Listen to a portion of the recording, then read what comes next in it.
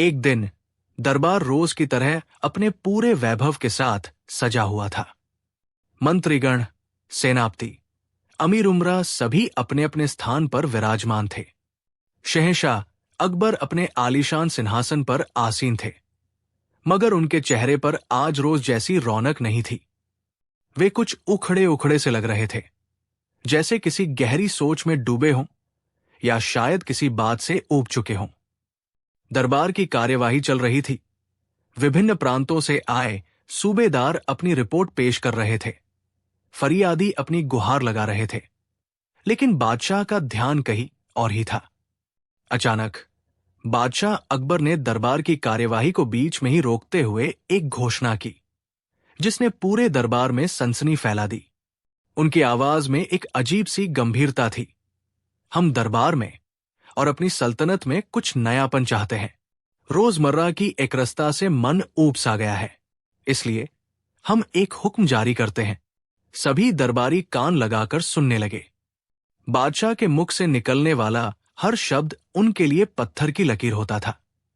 हमारा हुक्म है, बादशाह ने अपनी गहरी आवाज में कहा, कि कल सूर्योदय तक आगरा शहर के हर घर, हर दुकान, हर दीवार को सफेद रंग से रंग दिया जाए।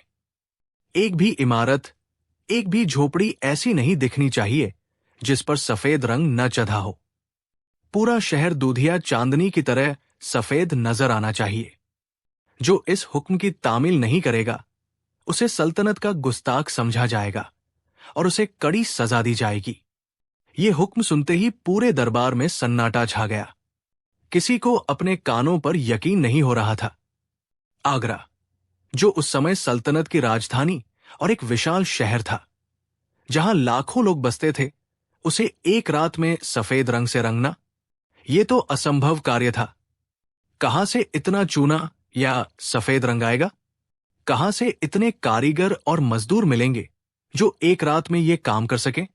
और अगर किसी तरह ये हो भी गया, तो उन गरीब लोगों का क्या होगा जिनके पास 2 वक्त की रोटी जुटाने के पैसे नहीं होते? वे अपने घरों को रंगवाने का खर्च कहां से उठाएंगे? दरबारियों के चेहरे पर हवाइयां उड़ने लगी।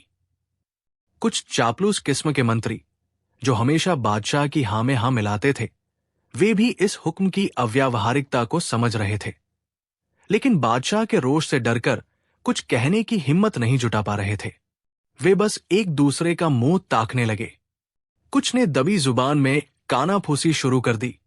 ये कैसे संभव होगा? बादशाह सलामत ने ये क्या हुक्म दे दिया? बीरबल, जो दरबार में एक कोने में शांत बैठे ये सब देख और सुन रहे थे, उनके चेहरे पर हमेशा की तरह एक हल्की सी मुस्कान तैर रही थी, मानो उन्हें इस अजीबोगरीब हुक्म में भी कोई चुनौती या मनोरंजन का साधन मिल गया हो। उन्होंने बादशाह की ओर देखा। बादशाह की आंखों में एक शरारती चमक थी, जिसे बीरबल भली भांति पच सकते थे। वे समझ गए कि बादशाह या तो दरबारियों की बुद्धिमत्ता की परीक्षा ले रहे हैं, या फिर शायद वे स्वयं इस उबाऊ दिनचर्या से निकलकर कुछ अनोखा देखना चाहते हैं। एक दरबारी, जो अपनी बुद्धिमत्ता का लोहा मनवाने की कोशिश में हमेशा आगे रहता था, हिम्मत करके बोला, जहांपनाह, आपका हुक्म सर आंखों पर, परंतु ये कार्य अत्यंत दुष्कर प्रतीत होता है। एक रात में पूरे आगरा शहर को सफेद रंगना। बादशाह ने उसे बीच में ही टोक दिया। हमने हुक्म दिया है, सलाह नहीं मांगी। जो नामुमकिन को मुमकिन कर दिखाए, वही सच्चा सेवक है। क्या हमारी सल्तनत में कोई ऐसा नहीं जो हमारे इस हुक्म को पूरा कर सके? उनकी नजरें चुनौती भरी थी। दरबार में फिर खामोशी छा गई। अब सबकी निगाहें बीरबल पर जा टिकी। सबको विश्वास था कि अगर कोई इस समस्या का हल निकाल सकता है, तो वो केवल बीरबल ही है। बादशाह अकबर भी बीरबल की ओर मुड़े। क्यों बीरबल, तुम खामोश क्यों हो? क्या तुम्हें भी ये हुक्म नामुमकिन लग रहा है? क्या तुम्हारे पास भी हमारी इस ख्वाहिश को पूरा करने का कोई तरीका नहीं है? बीरबल अपनी जगह से उठे, अदब से सिर झुकाया और बोले, आलम पनाह, आपका हुक्म तो पत्थर की लकीर है। जब शहंशाह ने कुछ सोचकर हुक्म दिया है, तो उसे पूरा करना तो हम सबका फर्ज है। ये कार्य कठिन अवश्य है, पर नामुमकिन नहीं। बीरबल का ये जवाब सुनकर जहां कुछ दरबारियों ने राहत की सांस ली, वहीं कुछ के मन में ईर्ष्या की आग और भड़क उठी। उन्हें लगा कि बीरबल हमेशा की तरह कोई न कोई तरकीब निकालकर बादशाह की नजरों में और ऊपर उठ जाएगा। तो ठीक है, बादशाह ने कहा, हम ये जिम्मेदारी तुम्हें सौंपते हैं। बीरबल, कल सूर्योदय तक पूरा आगरा शहर हमें सफेद चाहिए। तुम्हारी बुद्धिमत्ता की असली परीक्षा आज होगी। जो हुक्म जहांपनाह, बीरबल ने शांत भाव से कहा और दरबार से विदा ली। दरबार बर्खास्त होने के बाद पूरे आगरा शहर में यह खबर आग की तरह फैल गई। लोगों में हड़कंप मच गया। हर कोई परेशान था। व्यापारी अपनी दुकानों को लेकर चिंतित थे, गृहस्थ अपने घरों को लेकर। जिसके पास थोड़ा बहुत धन था, वो चूना और सफेद रंग खरीदने के लिए बाजारों की ओर भागा। लेकिन इतनी बड़ी मांग को पूरा करने के लिए शहर में पर्याप्त सामग्री कहाँ थी? रंग और चूने के भाव आसमान छूने लगे। जिनके पास पैसे नहीं थे, वे सिर पकड़कर बैठ गए। उन्हें बादशाह के कोप का डर सता रहा था। कुछ उत्साही लोगों ने अपने अपने घरों को रंगना शुरू भी कर दिया। लेकिन जैसे जैसे रात गहराती गई, उनकी हिम्मत जवाब देने लगी। कुछ ही घंटों में इतना बड़ा काम कैसे पूरा हो सकता था? शहर में एक अजीब सी अफरातफरी का माहौल बन गया। लोग एक दूसरे से पूछ रहे थे, क्या करें? कैसे होगा ये सब? उधर बीरबल अपने घर पहुंचकर आराम से बैठे थे, जैसे कुछ हुआ ही न हो।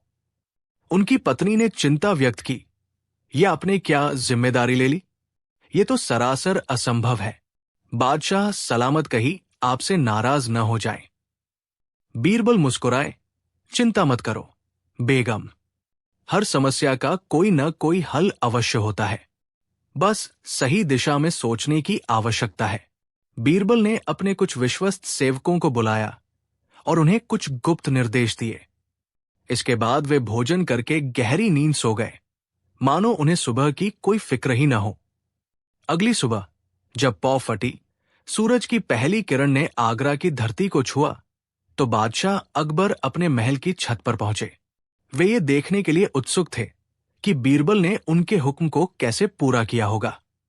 उनके साथ कुछ खास दरबारी भी थे, जो मन ही मन बीरबल की विफलता की कामना कर रहे थे।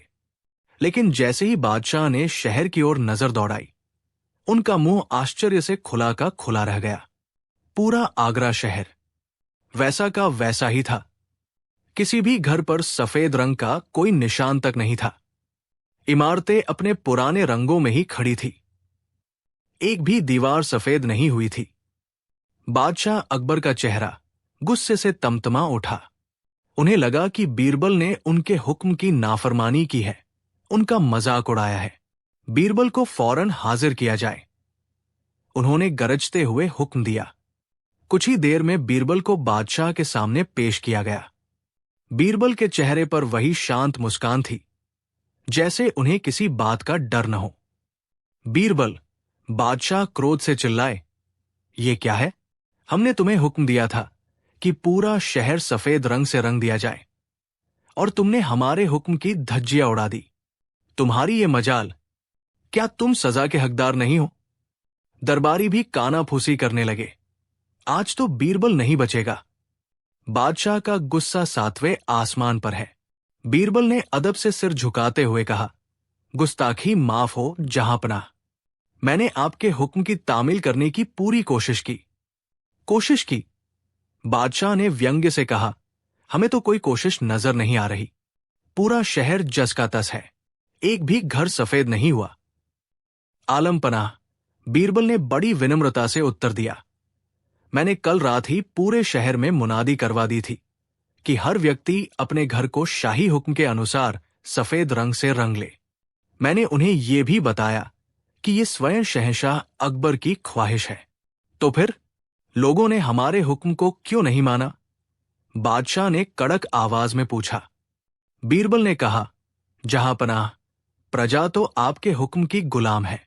वे तो रात भर तैयार बैठे थे अपने घरों को सफेद रंगने के लिए। लेकिन उनकी एक छोटी सी विनती थी, एक छोटी सी उलझन थी। कैसी उलझन? बादशाह ने उत्सुकता से पूछा।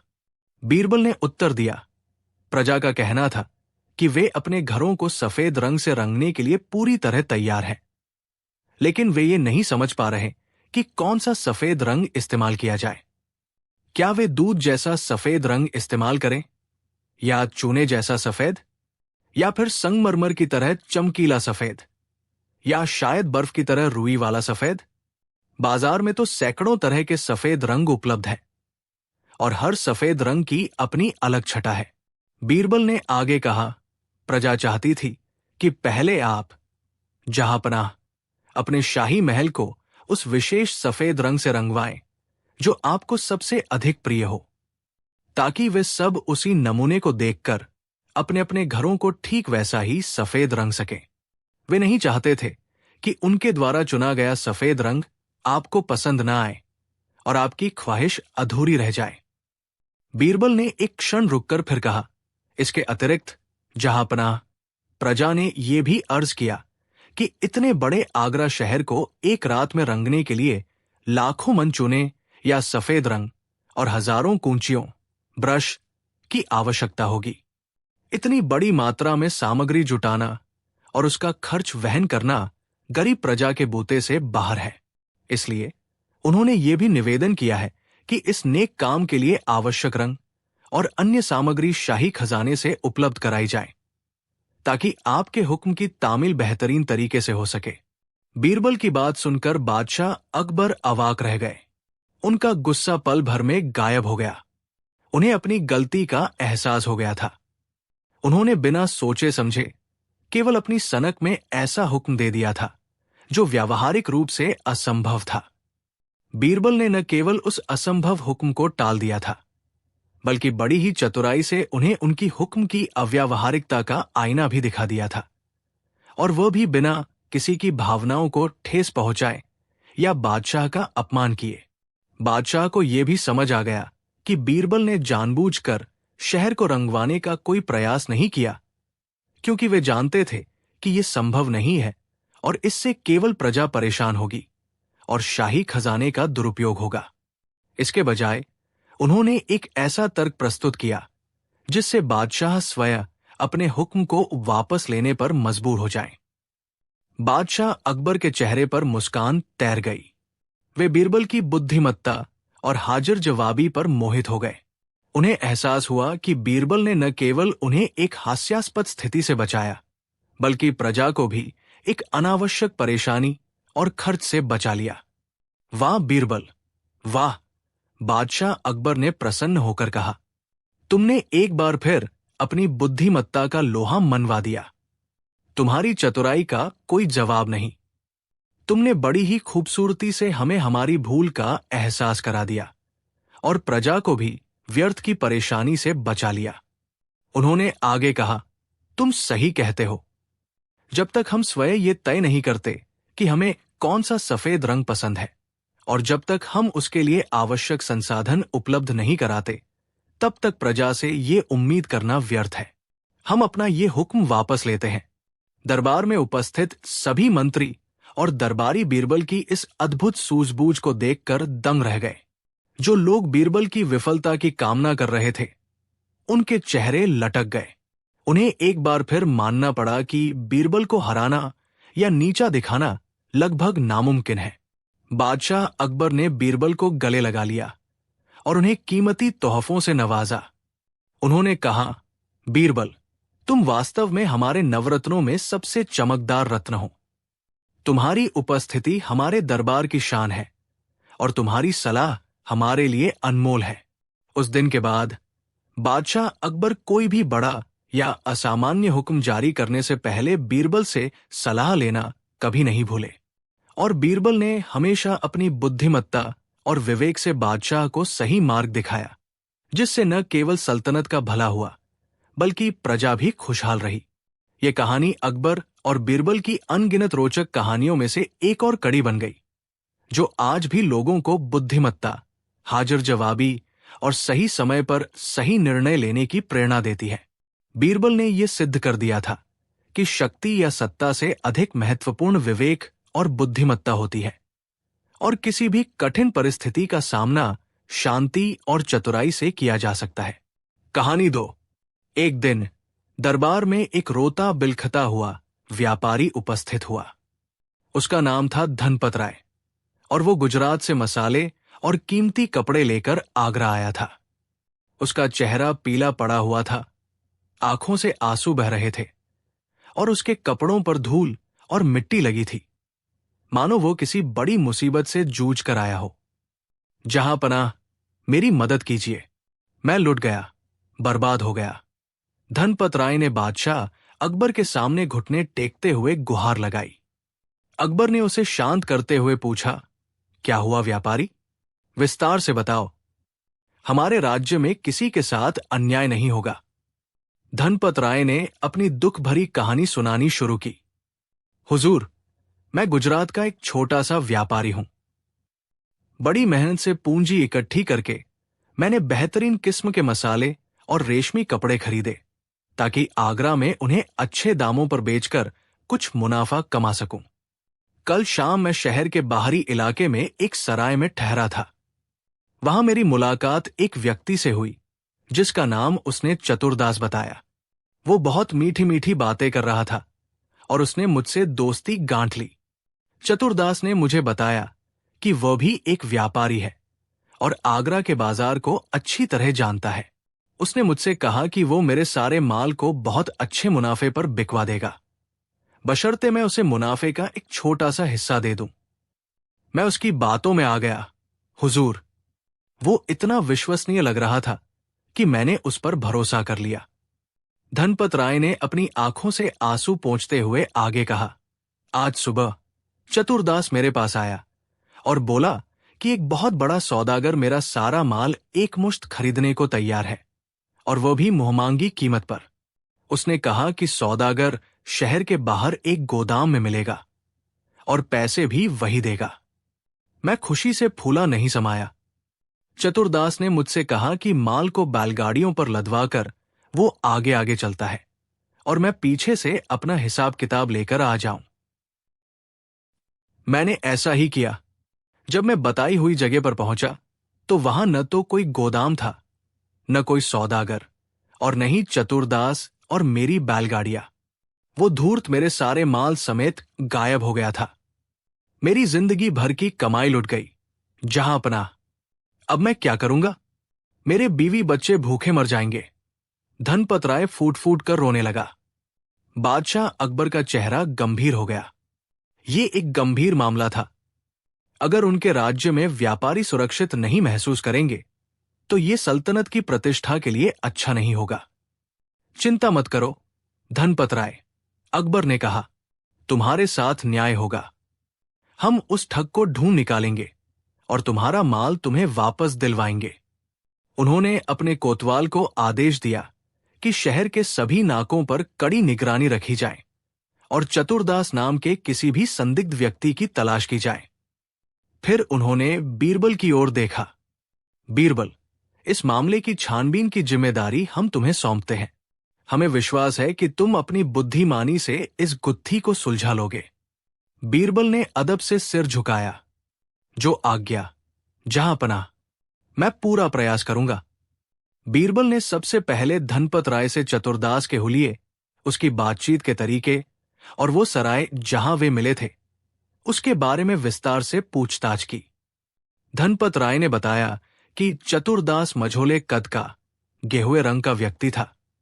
उसकी आंखों में एक अजीब सी चमक थी और वो बातें बनाने में माहिर था। उसने ये भी बताया कि चतुरदास के दाहिने हाथ की छोटी उंगली पर एक पुराना चोट का निशान था।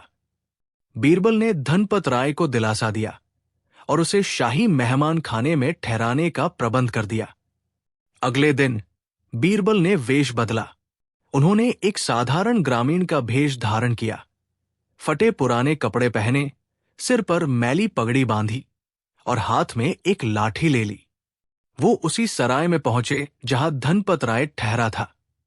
सराय के मालिक से बातचीत करने पर पता चला कि चतुरदास नाम का एक व्यक्ति पिछले कुछ दिनों से वहां आ जा रहा था, लेकिन कल रात से वो दिखाई नहीं दिया है। बीरबल ने सराय के आसपास के लोगों से भी पूछताछ की, लेकिन कोई ठोस सुराग हाथ नहीं लगा। बीरबल ने हार नहीं मानी उन्हें पता था कि ठग अक्सर अपने शिकार को फंसाने के लिए कुछ खास जगहों का इस्तेमाल करते हैं, जहां नए और अनुभवहीन व्यापारी आसानी से मिल जाते हैं। उन्होंने शहर के अन्य सरायों, बाजारों और व्यापारिक अड्डों पर घूमना शुरू किया। अपनी आंखें और कान खुले रखे। 2 दिन बीत गए। कोतवाल की तरफ से भी कोई अच्छी खबर नहीं आई थी। धनपत राय की उम्मीदें टूटती जा रही थी। तीसरे दिन बीरबल शहर के सबसे बड़े अनाज मंडी में घूम रहे थे। वहां उन्होंने एक व्यक्ति को देखा जो कुछ व्यापारियों से बड़ी गर्मजोशी से बातें कर रहा था। वो व्यक्ति धनपत राय द्वारा बताए गए हुलिये से काफी मिलता जुलता था। बीरबल धीरे धीरे उसके करीब पहुंचे और उसकी बातें सुनने की कोशिश करने लगे। वो व्यक्ति व्यापारियों को बता रहा था कि उसके पास गुजरात से आए ताजे मसालों और बेहतरीन रेशमी कपड़ों का एक बड़ा जखीरा है, जो वो बहुत ही सस्ते दामों पर बेचना चाहता है, क्योंकि उसे तुरंत पैसों की जरूरत है। कुछ व्यापारी उसकी बातों में रुचि दिखा रहे थे। बीरबल ने ध्यान से देखा। उस व्यक्ति के दाहिने हाथ की छोटी उंगली पर वाकई एक पुराना चोट का निशान था। यही है चतुरदास। बीरबल मन ही मन मुस्कुराए, लेकिन उन्होंने तुरंत कोई कार्यवाही नहीं की। वो उसे रंगे हाथों पकड़ना चाहते थे। बीरबल उस व्यक्ति के पास पहुंचे और भोलेपन से पूछा, मालिक, क्या आपके पास थोड़ी हल्दी मिलेगी? गांव में बहू बीमार है। वैद्य जी ने ताजी हल्दी लाने को कहा है। चतुरदास ने बीरबल को ऊपर से नीचे तक देखा और फिर तिरस्कार से कहा, अरे जा जा, मेरे पास खुदरा बेचने का समय नहीं है। मैं बड़े सौदे करता हूं।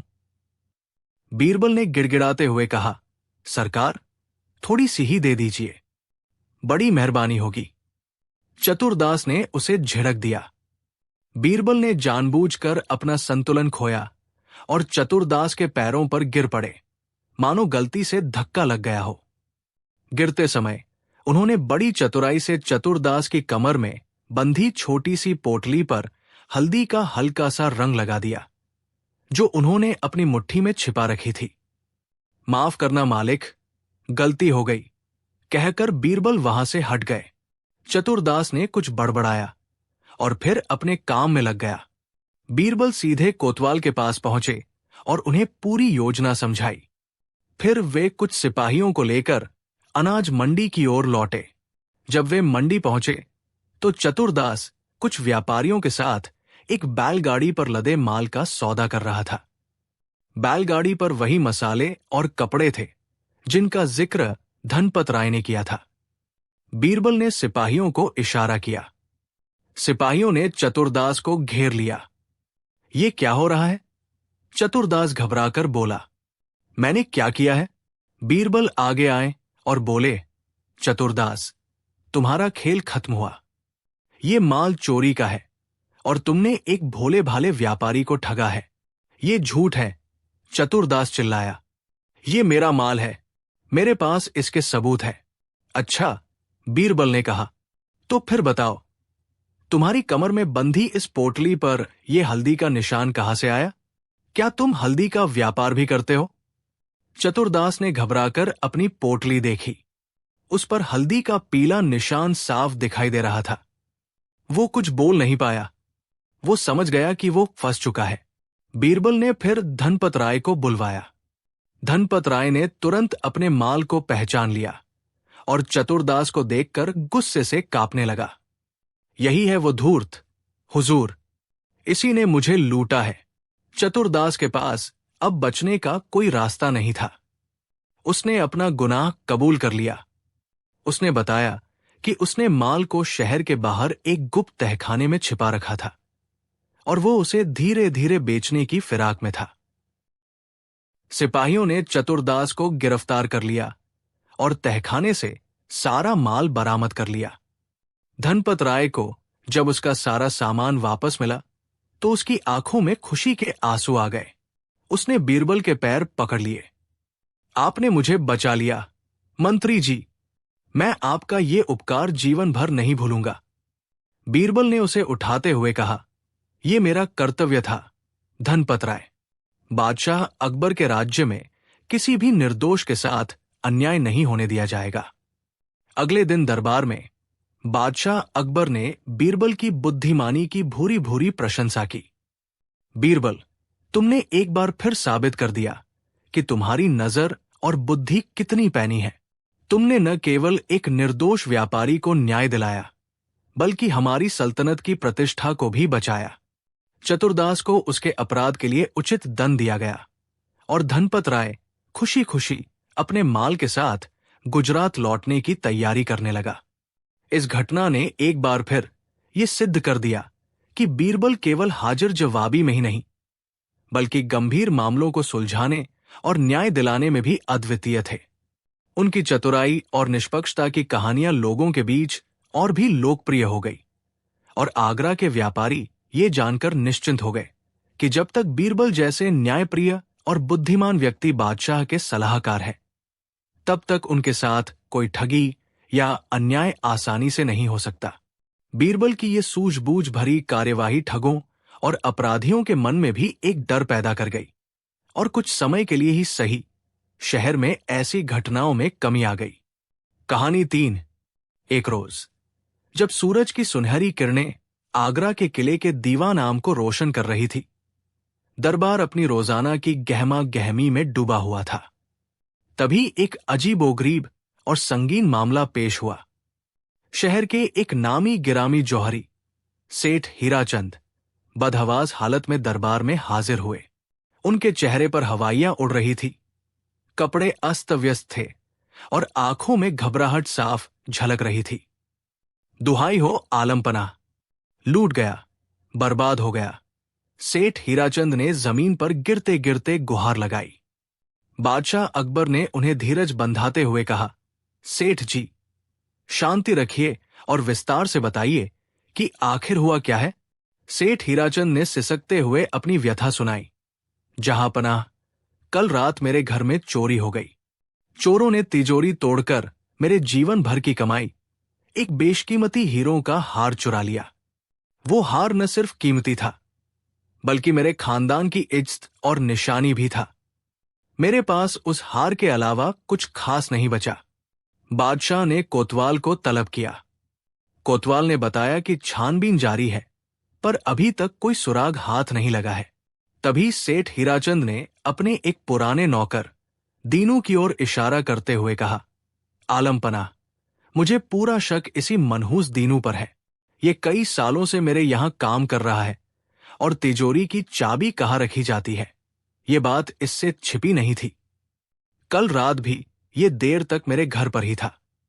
दीनू, एक सीधा सादा गरीब सा दिखने वाला आदमी, ये सुनते ही कांप उठा। वो घुटनों के बल गिर पड़ा। नहीं हुजूर, मैंने कोई चोरी नहीं की। मैं सेठ जी का नमक खाता हूं। उनके साथ ऐसा धोखा कभी नहीं कर सकता। मैं बेकसूर हूं। उसकी आंखों में बेबसी और सच्चाई झलक रही थी। लेकिन सेठ हीराचंद अपनी बात पर अड़े हुए थे।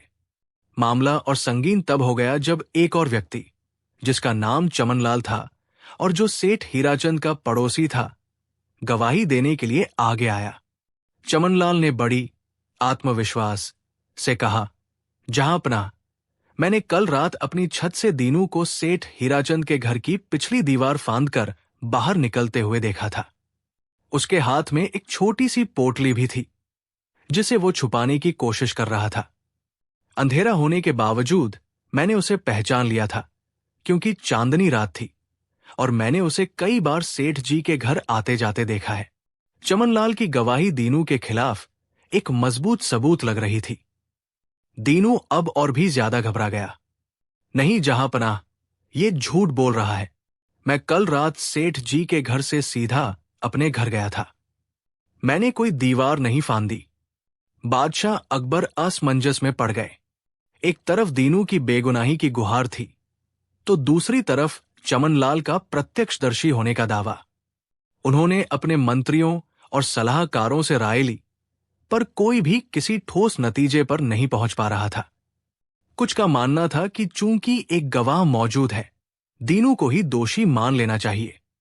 कुछ का कहना था कि दीनू का पुराना रिकॉर्ड देखते हुए उसे इतनी आसानी से दोषी नहीं ठहराया जा सकता। परेशान होकर बादशाह अकबर ने अपनी तीक्ष्ण दृष्टि बीरबल की ओर डाली, जो अब तक शांतचित्त होकर सारा माजरा देख और सुन रहे थे। बीरबल, तुम्हारी क्या राय है इस मामले में? क्या ये दीनू सचमुच चोर है या चमनलाल कोई झूठी कहानी गढ़ रहा है? बीरबल ने अदब से सिर झुकाया और कहा, आलम पनाह, सच और झूठ के बीच का पर्दा बहुत महीन होता है।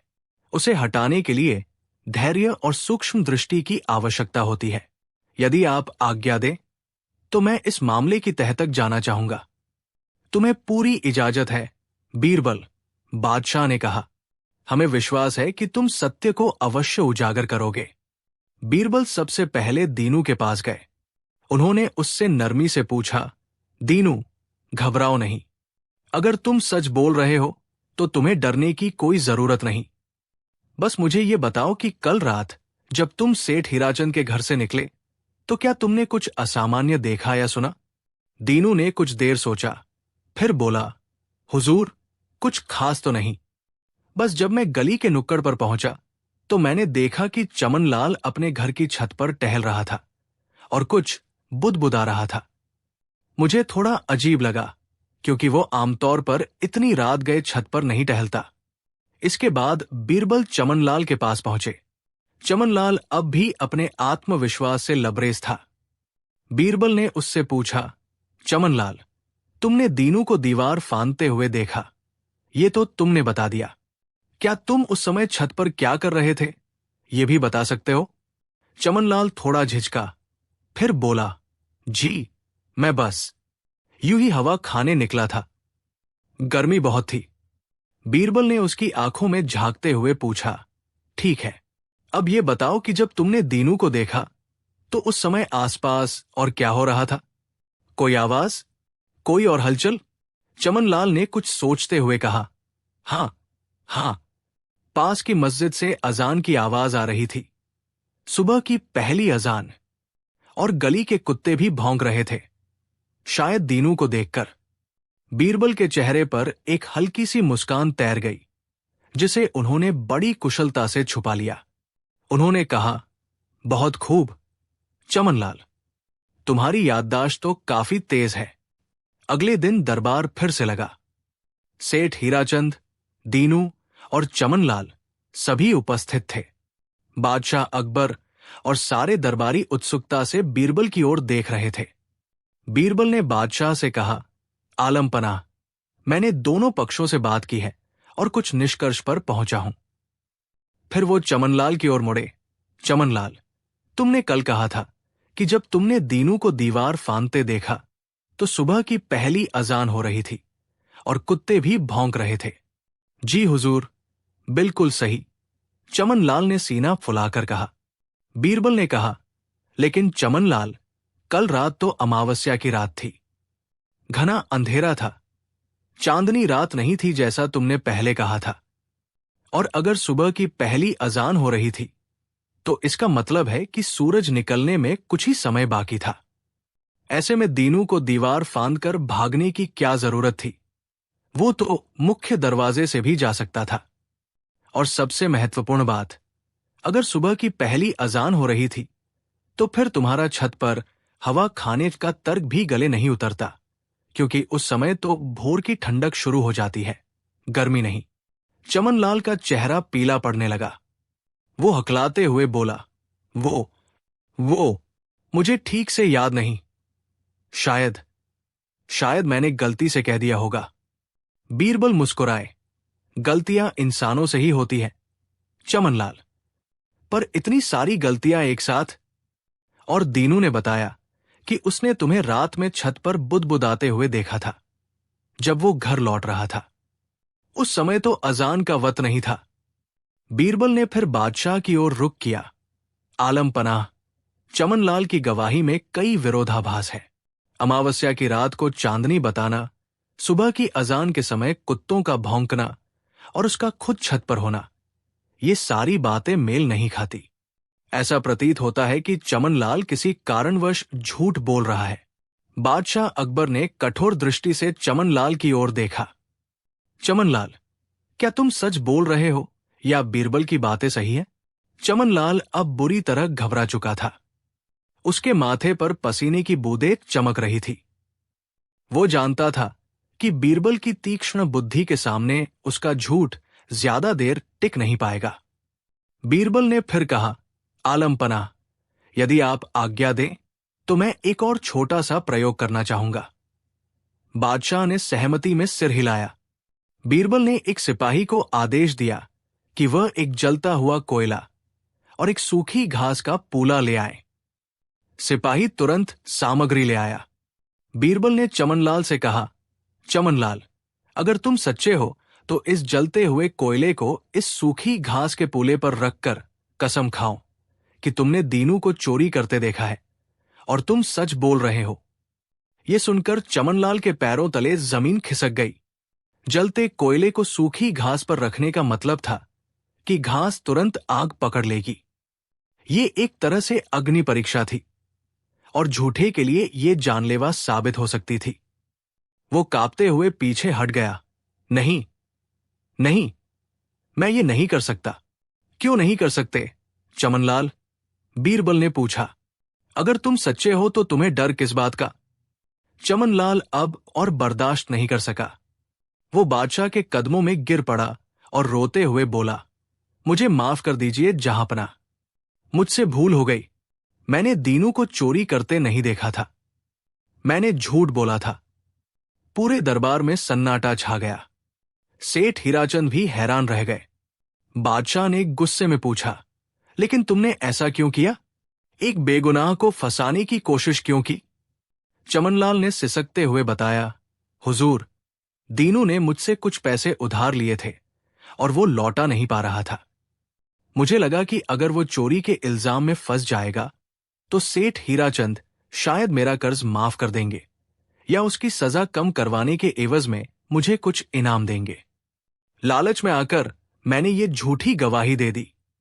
सच सामने आ चुका था। दीनू बेकसूर था।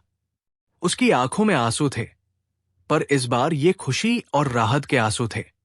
बादशाह अकबर ने दीनू को बाइज्जत बरी कर दिया और सेठ हीराचंद को सांत्वना दी कि असली चोर को जल्द ही पकड़ लिया जाएगा। चमनलाल को झूठी गवाही देने और दरबार को गुमराह करने के अपराध में कठोर दंड दिया गया। बादशाह ने बीरबल की पीठ थपथपाते हुए कहा, बीरबल, तुम्हारी बुद्धिमानी और न्यायप्रियता ने एक बार फिर कमाल कर दिया। तुमने न सिर्फ एक बेगुनाह को बचाया, बल्कि एक झूठे गवाह का पर्दाफाश भी किया। तुम्हारी वजह से ही इस सल्तनत में इंसाफ कायम है। बीरबल ने विनम्रता से सिर झुकाते हुए कहा, आलमपनाह, ये तो मेरा कर्तव्य था। सत्य की हमेशा जीत होती है, बस उसे ढूंढ निकालने के लिए सही नजरिए और सब्र की जरूरत होती है।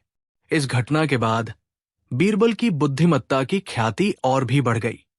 लोग ये समझ गए कि बादशाह अकबर के दरबार में झूठ और फरेब की कोई जगह नहीं, क्योंकि वहां बीरबल जैसा न्याय का प्रहरी मौजूद है, जिसकी पैनी नजरों से कोई अपराधी बच नहीं सकता। और झूठे गवाह ये बात गांठ बांध चुके थे कि बीरबल की पकड़ से बचना नामुमकिन है। कहानी 4। एक बार बादशाह अकबर के दरबार में एक दूर देश का दूत आया। वो अपने साथ अपने राजा का एक विशेष संदेश और एक उपहार लेकर आया था। उपहार एक अत्यंत कलात्मक ढंग से बना हुआ नक्काशीदार संदूक था, जो कीमती धातुओं और रत्नों से जड़ा हुआ था। संदूक की सुंदरता देखकर सभी दरबारी मंत्रमुग्ध हो गए।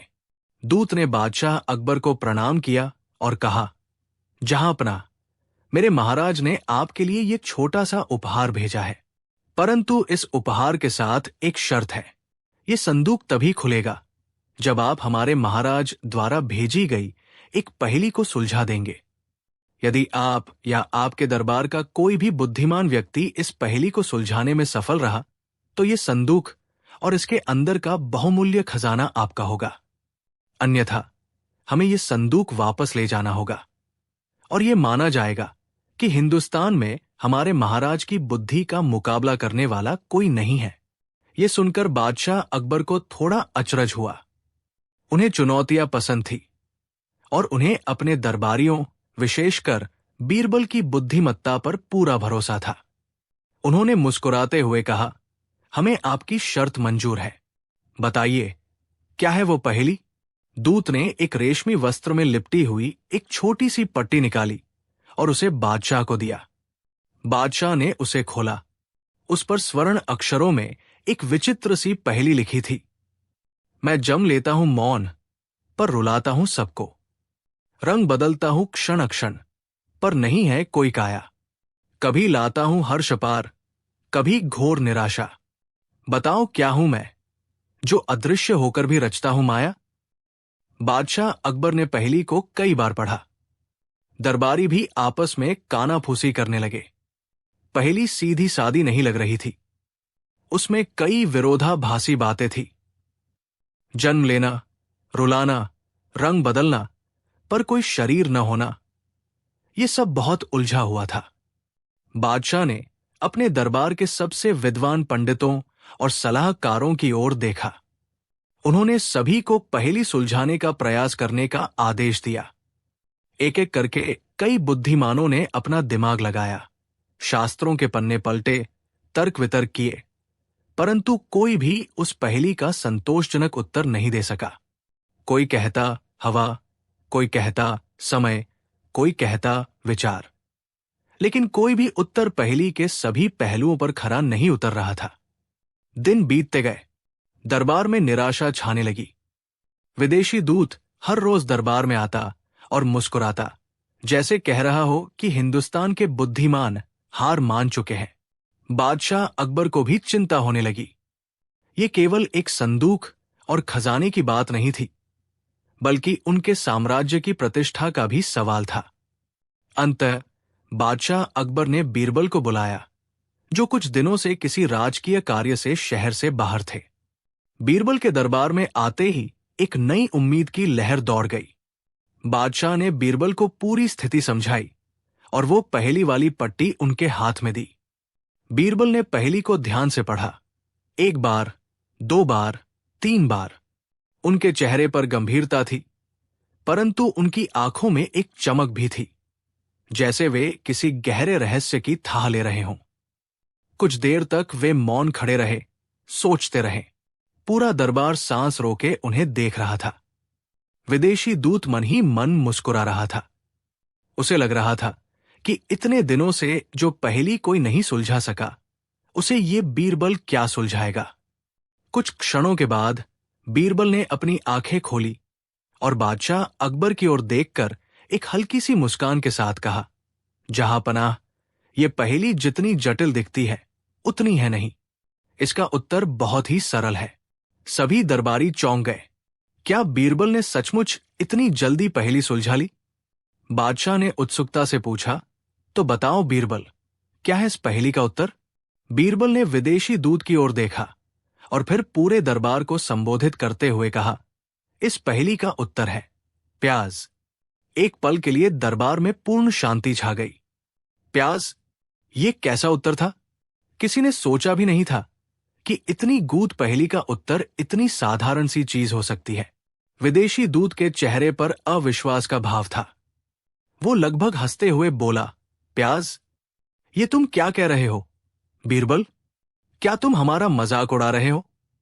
एक साधारण सा प्याज इस महान पहेली का उत्तर कैसे हो सकता है? बीरबल शांत रहे।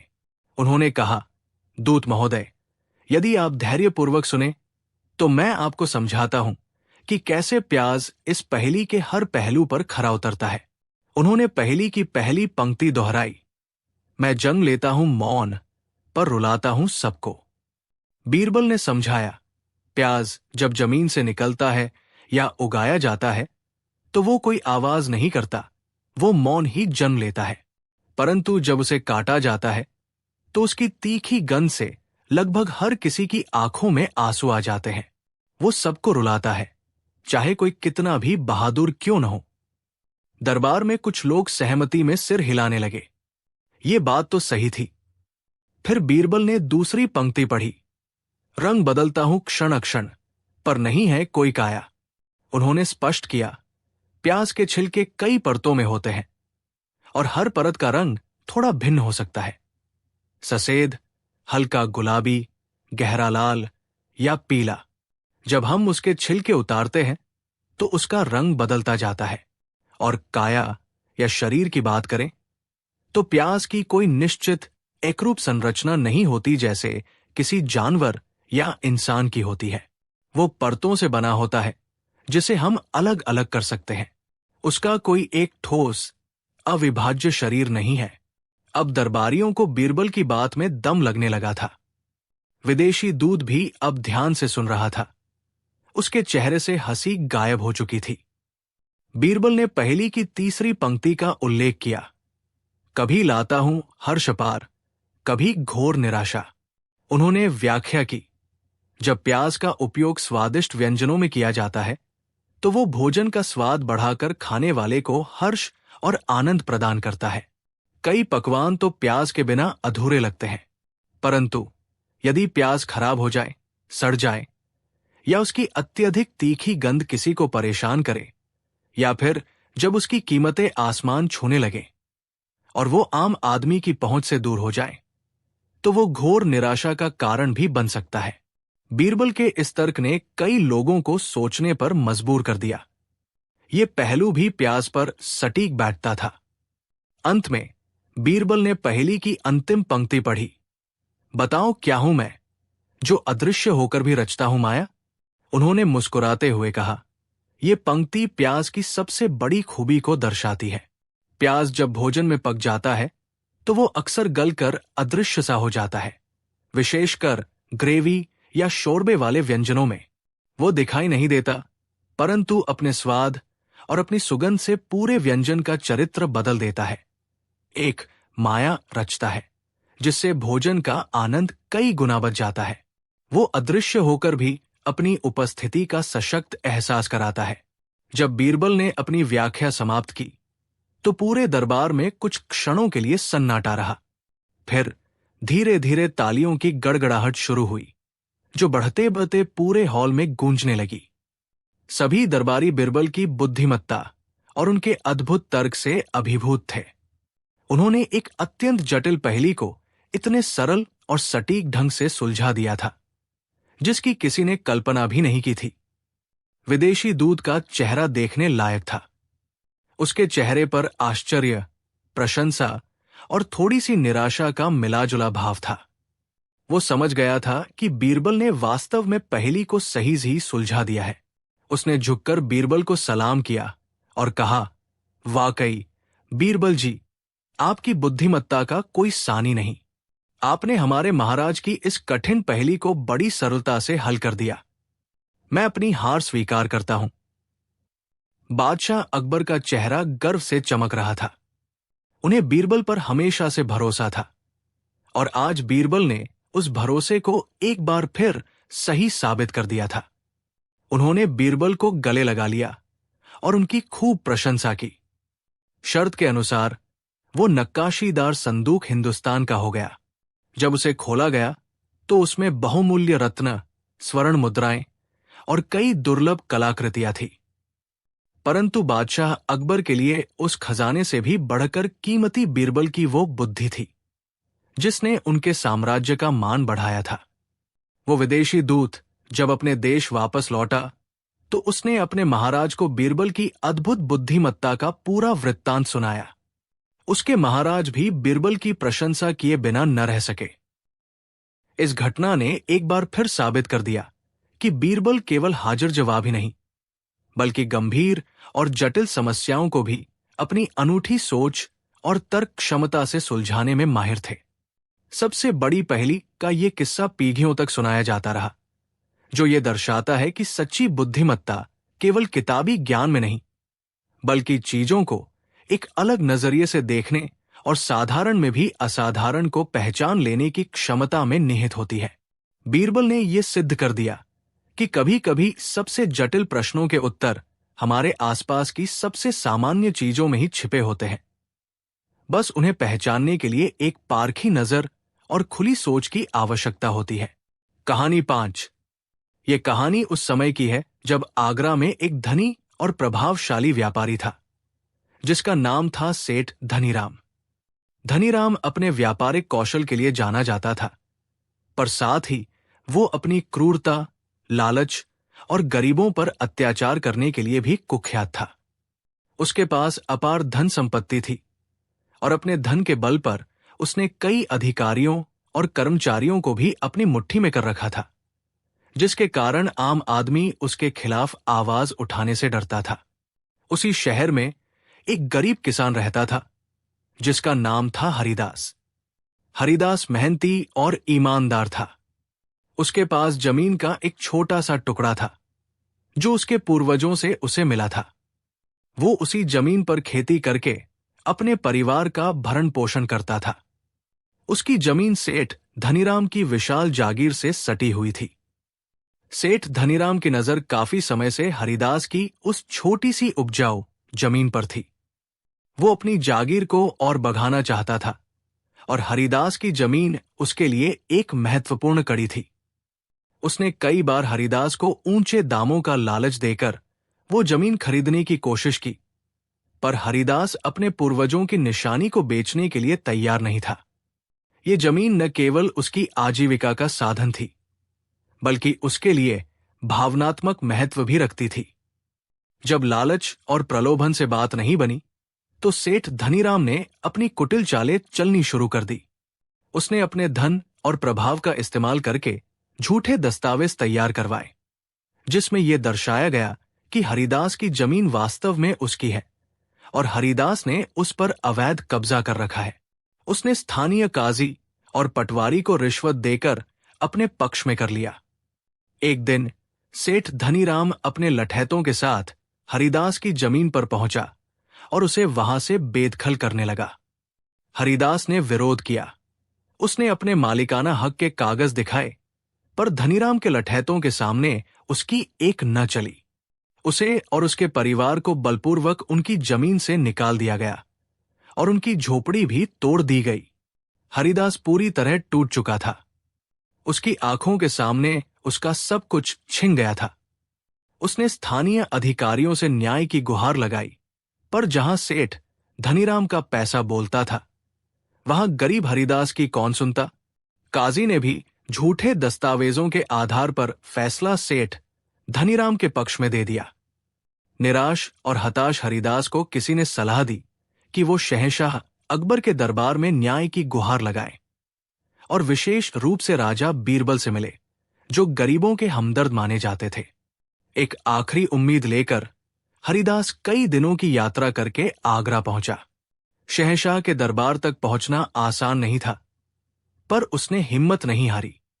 आखिरकार किसी तरह वो बीरबल तक अपनी फरियाद पहुंचाने में सफल रहा।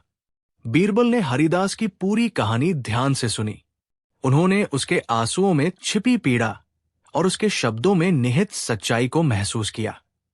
सेठ धनीराम के कुकर्मों की कहानियां बीरबल तक पहले भी पहुंचती रही थी, पर ठोस सबूतों के अभाव में वे कुछ कर नहीं पा रहे थे।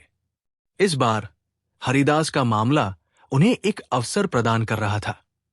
बीरबल ने हरिदास को आश्वासन दिया, हरिदास, तुम चिंता मत करो। यदि तुम्हारे साथ अन्याय हुआ है तो तुम्हें न्याय अवश्य मिलेगा। शहंशाह अकबर का दरबार न्याय का मंदिर है और यहां किसी निर्दोष के साथ अन्याय नहीं होने दिया जाएगा। मुझे कुछ समय दो, मैं इस मामले की तह तक जाऊंगा। बीरबल ने गुप्त रूप से सेठ धनीराम, संबंधित काजी और पटवारी के बारे में जानकारी एकत्र करनी शुरू कर दी। उन्होंने अपने विश्वस्त गुप्तचरों को काम पर लगाया। जल्द ही उन्हें धनीराम के भ्रष्टाचार, रिश्वतखोरी और झूठे दस्तावेज बनवाने के कई सबूत मिलने लगे। उन्हें यह भी पता चला कि धनीराम ने पहले भी कई गरीब किसानों की जमीनें इसी तरह हड़पी थी। अब बीरबल के पास एक योजना थी। वे जानते थे कि धनीराम बहुत चालाक और प्रभावशाली है, इसलिए उसे सीधे तौर पर पकड़ना मुश्किल होगा। उसे उसी के जाल में फंसाना होगा। कुछ दिनों बाद बीरबल ने शहंशाह अकबर के समक्ष एक प्रस्ताव रखा। आलमपना, हमारे राज्य में भूमि विवादों के कई मामले लंबित हैं और अक्सर झूठे दस्तावेजों के कारण न्याय मिलने में देरी होती है या अन्याय हो जाता है। मेरा सुझाव है कि हम एक विशेष भूमि सर्वेक्षण करवाएं, जिसमें सभी जमीनों की पुनः पैमाइश हो और उनके मालिकाना हक की पुष्टि की जाए। इससे दूध का दूध और पानी का पानी हो जाएगा। अकबर को यह प्रस्ताव उचित लगा। उन्होंने बीरबल को इस सर्वेक्षण का प्रमुख नियुक्त किया और उन्हें आवश्यक अधिकार दिए। ये खबर सुनते ही सेठ धनीराम के होश उड़ गए। उसे डर था कि यदि निष्पक्ष सर्वेक्षण हुआ तो उसकी कई करतूतें उजागर हो सकती हैं, खासकर हरिदास की जमीन का मामला। उसने तुरंत बीरबल से मिलने का प्रयास किया, उन्हें रिश्वत देने की कोशिश की, पर बीरबल टस से मस नहीं हुए। बीरबल ने सर्वेक्षण का कार्य बड़ी चतुराई से शुरू किया। उन्होंने पहले उन क्षेत्रों का सर्वेक्षण करवाया जहां धनीराम का प्रभाव कम था, ताकि उनकी निष्पक्षता पर कोई उंगली न उठा सके। फिर धीरे धीरे वे धनीराम की जागीर के आसपास के क्षेत्रों तक पहुंचे। जब हरिदास की जमीन के सर्वेक्षण की बारी आई तो बीरबल ने एक विशेष योजना बनाई। उन्होंने शहंशाह अकबर से अनुरोध किया कि वे स्वयं उस दिन सर्वेक्षण स्थल पर उपस्थित रहें, ताकि किसी प्रकार की गड़बड़ी की गुंजाइश न रहे। निश्चित दिन शहंशाह अकबर, बीरबल, सेठ धनीराम, हरिदास और अन्य संबंधित अधिकारी उस विवादित भूमि पर उपस्थित हुए। बीरबल ने सरकारी पैमाइश करने वालों को जमीन नापने का आदेश दिया। सेठ धनीराम ने अपने झूठे दस्तावेज प्रस्तुत किए, जिन्हें रिश्वतखोर काजी और पटवारी ने प्रमाणित किया था। हरिदास के पास उसके पुराने पर सच्चे कागज थे। बीरबल ने दोनों पक्षों के दस्तावेजों को ध्यान से देखा। फिर उन्होंने एक अप्रत्याशित घोषणा की। जहां पनाह और उपस्थित सज्जनों, बीरबल ने कहा, भूमि के मालिकाना हक का निर्णय केवल कागजों पर नहीं, बल्कि भूमि स्वयं भी कुछ कहती है। मेरे पास एक तरीका है जिससे यह पता चल जाएगा कि इस जमीन का असली मालिक कौन है। सभी आश्चर्यचकित थे कि बीरबल क्या करने वाले हैं। बीरबल ने आदेश दिया, इस जमीन के ठीक बीच में एक गहरा गड्ढा खोदा जाए। गड्ढा खोद दिया गया। फिर बीरबल ने कहा, अब सेठ धनीराम और हरिदास, तुम दोनों इस गड्ढे के किनारे खड़े हो जाओ। दोनों खड़े हो गए। अब मेरी बात ध्यान से सुनो, बीरबल ने गंभीर स्वर में कहा, यह भूमि चमत्कारी है। यह अपने असली मालिक को पहचानती है और झूठे दावेदार को दंडित करती है। मैं 3 तक गिनूंगा। जो भी इस जमीन का झूठा दावेदार होगा, 3 गिनते ही ये जमीन उसे अपने अंदर खींच लेगी और वो इस गड्ढे में समा जाएगा। सच्चा मालिक सुरक्षित रहेगा। ये सुनते ही सेठ धनीराम का चेहरा पीला पड़ गया। उसके माथे पर पसीना आ गया। वो जानता था कि जमीन उसकी नहीं है। उसे बीरबल की बातों पर पूरी तरह विश्वास तो नहीं था, पर उसके मन में एक गहरा डर समा गया। क्या हो अगर बीरबल सच कह रहे हो? क्या हो अगर ये जमीन सचमुच चमत्कारी हो? हरिदास शांत खड़ा था। उसे कोई डर नहीं था, क्योंकि वो जानता था कि वो सच बोल रहा है और जमीन उसी की है। 1, बीरबल ने गिनती शुरू की। धनीराम के पैर कांपने लगे। उसने घबराकर गड्ढे की ओर देखा। 2, बीरबल ने ऊंची आवाज में कहा। धनीराम की आंखों के सामने अंधेरा छाने लगा। उसे लगा जैसे जमीन सचमुच हिल रही है और गड्ढा उसे अपनी ओर खींच रहा है। उसका विवेक जवाब दे गया। 3, बीरबल जैसे ही कहने वाले थे, सेठ धनीराम चीख पड़ा, नहीं नहीं, रोकिए, मैं कबूल करता हूं। ये जमीन मेरी नहीं है, ये हरिदास की है। मैंने झूठे कागज बनवाए थे, मुझे माफ कर दीजिए। वो घुटनों के बल गिर पड़ा और रोने लगा। पूरा मजमा स्तब्ध रह गया। शहंशाह अकबर भी बीरबल की इस अनोखी तरकीब पर हैरान थे। रिश्वतखोर काजी और पटवारी भी डर के मारे कांपने लगे और उन्होंने भी अपना अपराध कबूल कर लिया। बीरबल मुस्कुराए। उन्होंने हरिदास की ओर देखा, जिसकी आंखों में खुशी के आंसू थे। देखा जहांपनाह, बीरबल ने कहा, कभी कभी न्याय दिलाने के लिए सीधे रास्ते के बजाय टेढ़े रास्ते भी अपनाने पड़ते हैं। भय, विशेष रूप से अपने कर्मों के उजागर होने का भय, बड़े से बड़े अपराधी को भी सच बोलने पर मजबूर कर देता है। शहंशाह अकबर बीरबल की बुद्धिमत्ता और न्यायप्रियता से अत्यंत प्रसन्न हुए। उन्होंने आदेश दिया कि हरिदास को उसकी जमीन तुरंत वापस कर दी जाए और सेठ धनीराम को उसके अपराधों के लिए दंडित किया जाए। रिश्वतखोर काजी और पटवारी को भी उनके पदों से बर्खास्त कर दिया गया और उन्हें कारावास की सजा सुनाई गई। सेठ धनीराम से न केवल हरिदास की जमीन छीनी गई, बल्कि उसकी अन्य अवैध रूप से हड़पी गई संपत्तियों की भी जांच शुरू कर दी गई और उसे भारी जुर्माना भी भरना पड़ा। उसका घमंड और अहंकार चूर चूर हो गया था। हरिदास को जब उसकी जमीन वापस मिली तो उसने बीरबल के पैर पकड़ लिए। राजा साहब, आपने मुझे और मेरे परिवार को नया जीवन दिया है। हम आपके इस उपकार को कभी नहीं भूलेंगे। बीरबल ने उसे उठाकर गले से लगा लिया। हरिदास, ये मेरा कर्तव्य था। अन्याय का बदला हमेशा न्याय से ही लिया जाना चाहिए और शहंशाह अकबर के राज्य में किसी भी निर्दोष के साथ अन्याय नहीं होगा। इस घटना ने एक बार फिर बीरबल की अद्वितीय न्याय बुद्धि और उनकी आम आदमी के प्रति करुणा को सिद्ध कर दिया। ये कहानी दूर दूर तक फैली और लोगों का न्याय व्यवस्था में विश्वास और भी दृढ़ हो गया। सेठ धनीराम जैसे अत्याचारियों के मन में भी ये भय बैठ गया कि बीरबल की नजरों से कोई भी अपराध छिप नहीं सकता और देरसवेर उन्हें अपने कर्मों का फल अवश्य भुगतना पड़ेगा। इस प्रकार बीरबल ने अपनी चतुराई और साहस से न केवल एक गरीब किसान को उसका हक दिलाया, बल्कि समाज में एक शक्तिशाली संदेश भी दिया कि अन्याय चाहे कितना भी बलवान क्यों न हो, सत्य और न्याय की जीत अवश्य होती है और कभी कभी न्याय दिलाने के लिए मनोवैज्ञानिक दबाव और अपराधी के मन में भय पैदा करना कठोरतम दंड से भी अधिक प्रभावी साबित होता है। कहानी 6। आगरा शहर अपनी भव्यता और मुगलिया शान के लिए विश्व विख्यात था।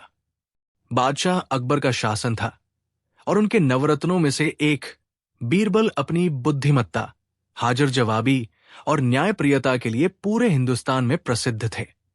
उनकी चतुराई के किस्से न केवल दरबार की शोभा बढ़ाते थे, बल्कि आम जनता के लिए भी प्रेरणा और मनोरंजन का स्रोत थे। उन्हीं दिनों ज्येष्ठ मास की तपती दोपहर थी। सूरज जैसे आग उगल रहा था और धरती तवे की तरह जल रही थी। गर्म हवा के थपेड़े तन को झुलसा रहे थे। ऐसे में रामदीन नाम का एक सीधा सादा यात्री अपने गांव से कुछ दूर पास के एक कस्बे की ओर किसी आवश्यक कार्य से जा रहा था। रास्ता लंबा था और धूप की प्रचंडता ने उसे बेहाल कर दिया था। उसके पास न तो कोई सवारी थी और न ही सिर पर कोई छाता। पसीने से लथपथ, प्यास से उसका गला सूख रहा था और पैर आगे बढ़ने से इनकार कर रहे थे। कुछ दूर चलने पर उसे एक पेड़ की छाव में सोहनलाल नाम का एक व्यक्ति अपने गधे के साथ बैठा दिखाई दिया। सोहनलाल गधे किराए पर देने का काम करता था। रामदीन ने उसके पास जाकर पानी पिया और फिर हिम्मत करके पूछा, भाई, क्या तुम अपना गधा मुझे कस्बे तक के लिए किराए पर दोगे? धूप बहुत तेज है और मुझसे चला नहीं जा रहा। सोहनलाल स्वभाव से थोड़ा लालची और कुटिल था। उसने रामदीन की विवशता को भांप लिया। वो बोला, हाँ भाई, क्यों नहीं, गधा तो है ही किराए के लिए।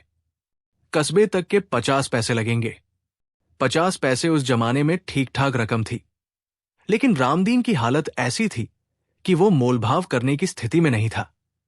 उसने तुरंत हामी भर दी, ठीक है भाई, मुझे मंजूर है। सौदा तय हो गया।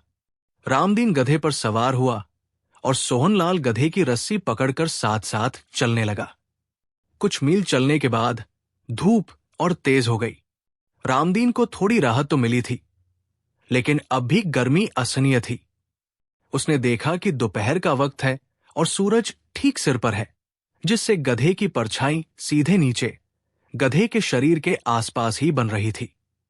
रामदीन ने सोचा कि थोड़ी देर सुस्ता लिया जाए। वो गधे से नीचे उतरा और गधे की छोटी सी परछाई में, जो मुश्किल से एक व्यक्ति के बैठने लायक थी, सिर झुकाकर बैठ गया ताकि सूरज की सीधी तपिश से बच सके।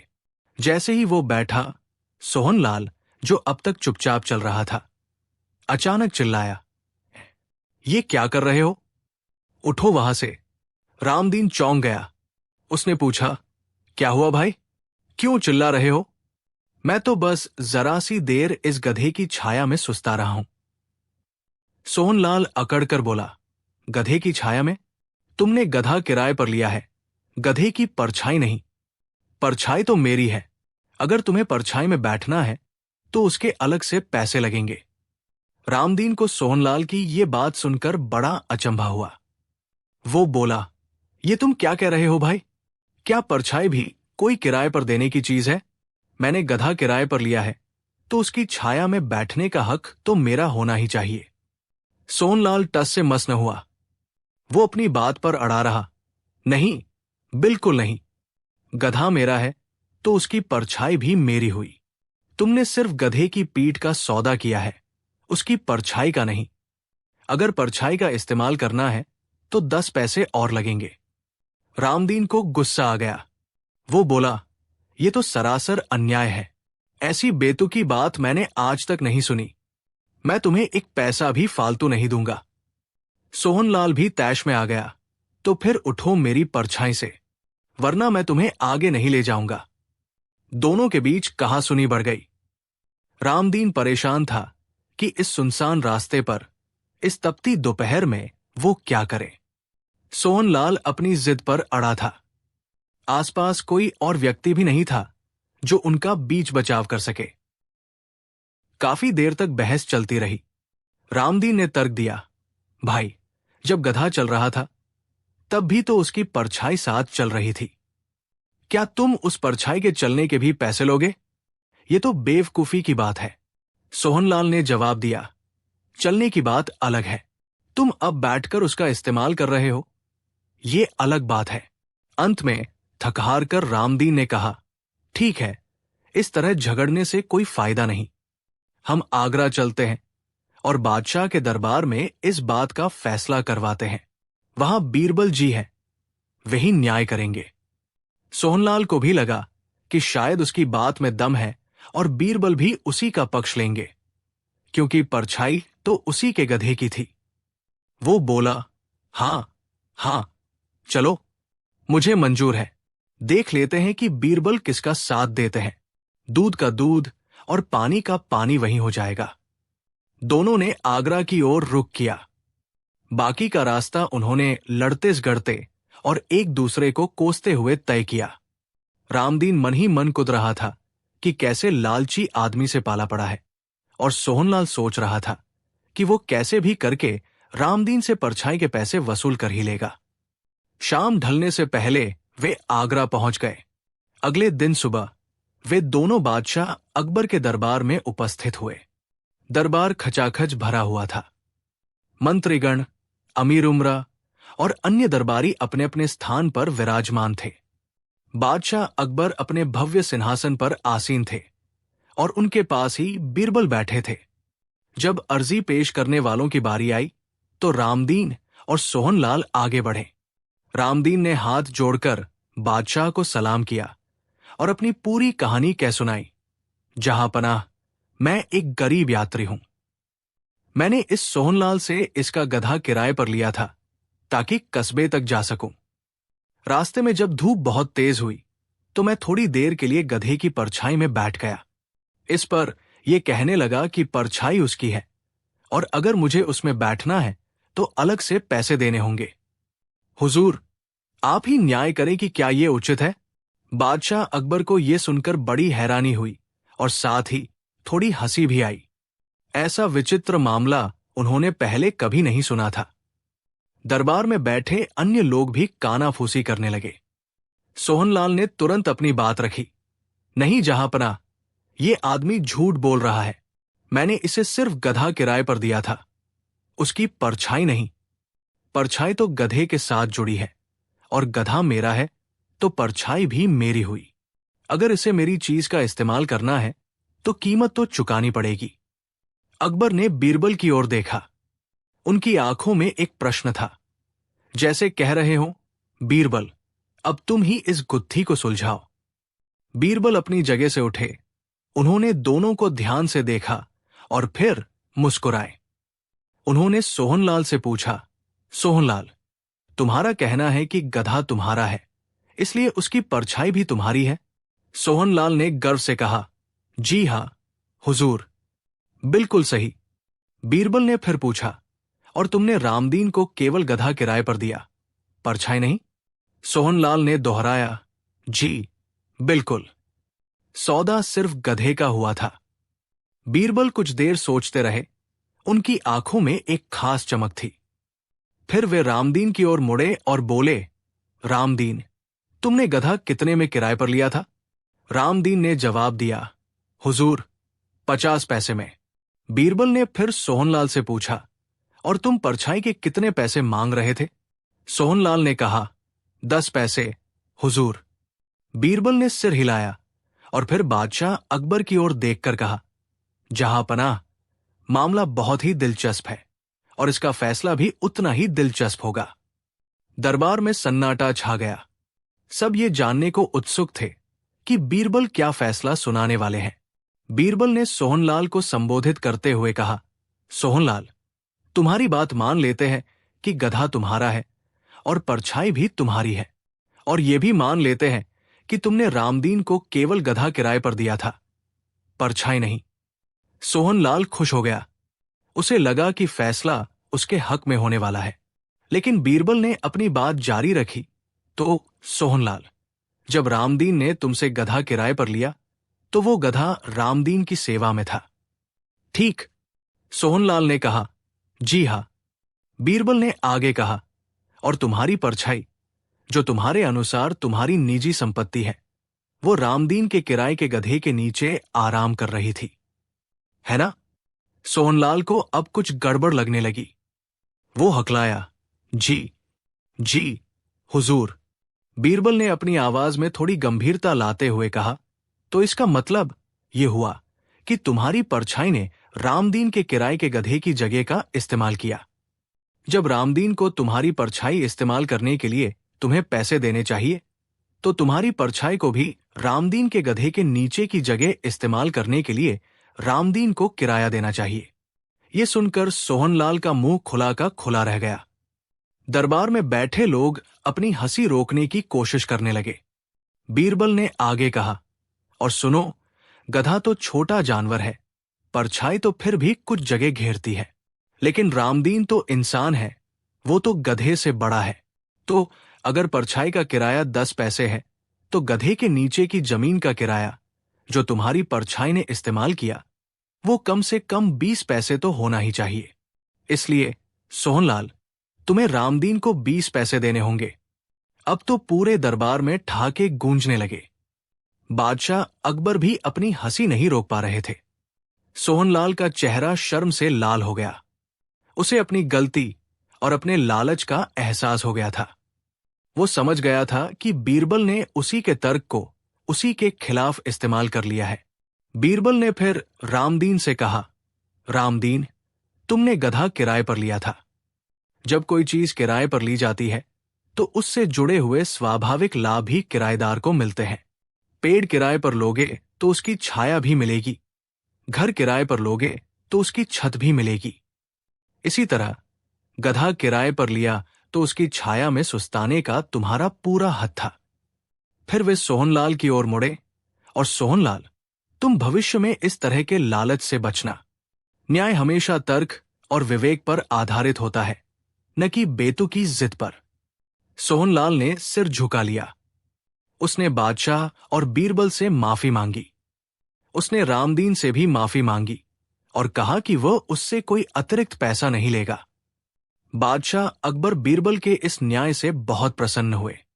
उन्होंने बीरबल की बुद्धिमत्ता की खूब प्रशंसा की। रामदीन भी खुश होकर अपने रास्ते चला गया, और सोहनलाल ने भविष्य में कभी ऐसा लालच न करने की कसम खाई।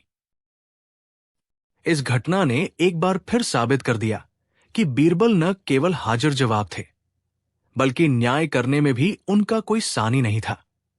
वे जटिल से जटिल मामलों को भी अपनी चतुराई और तर्क से बड़ी सरलता से सुलझा देते थे। गधे की परछाई का ये किस्सा आज भी लोगों को बीरबल की बुद्धिमानी और न्यायप्रियता की याद दिलाता है, और ये सिखाता है कि लालच और बेईमानी कभी फलदायी नहीं होते और सत्य एवं न्याय की हमेशा जीत होती है। छोटी छोटी बातों पर अनुचित लाभ उठाने की कोशिश करने वाले अक्सर खुद ही मजाक का पात्र बन जाते हैं, जैसा कि सोहनलाल के साथ हुआ। बीरबल का यह फैसला मुगल दरबार के इतिहास में एक और यादगार अध्याय जोड़ गया। कहानी 7। उन्हीं दिनों आगरा के बाजार में एक नया ठग आया था, जिसका नाम था चतुरसेन। चतुरसेन अपने नाम के अनुरूप ही बहुत चतुर और वाकपटु था।